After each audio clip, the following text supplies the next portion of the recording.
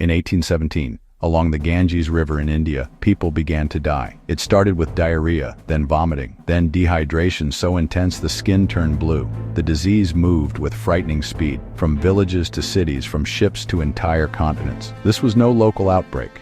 This was the world's first true cholera pandemic, a waterborne killer that traveled along the veins of empire. And once it began, it never really stopped.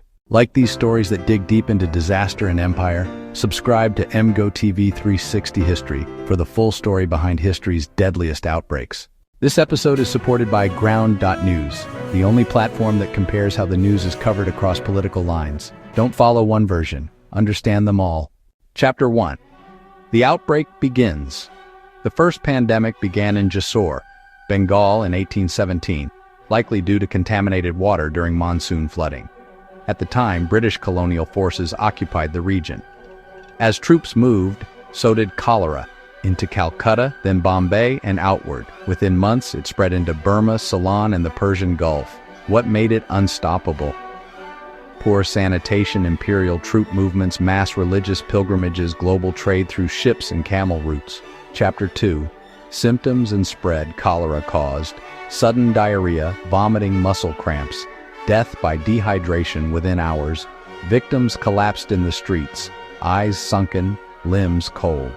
By 1819, cholera reached Thailand and Indonesia, British naval fleets, the coasts of East Africa.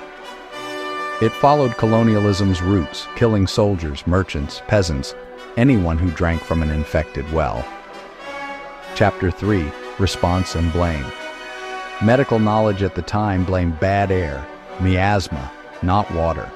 Doctors burned incense. Colonials imposed quarantine. In India, the British downplayed the death toll, but it's estimated millions died in this first wave alone.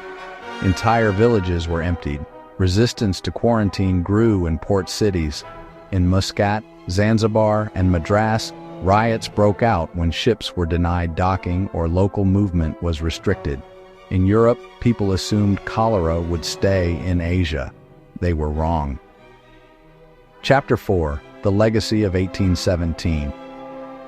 Though the first pandemic ended around 1824, it returned 6 more times over the next century. The first wave taught the world. Disease travels faster in an interconnected, industrialized world. Sanitation and water infrastructure matter. An empire spreads more than power. It spreads death. From that point forward, cholera became a global disease and remains a threat today in many parts of the developing world. It all began here. Cholera taught the world a deadly truth. What flows through empire also flows through rivers and veins. Subscribe to MGO TV 360 History for the full global history of disaster and disease. And compare today's crises with clarity at Ground.News.